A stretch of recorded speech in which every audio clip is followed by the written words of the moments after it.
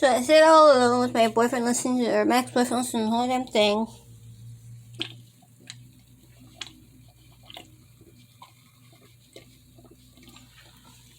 Drinking the drink as if I wish it were real.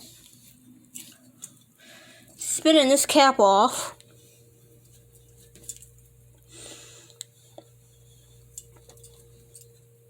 Fine, I'll set the tape down.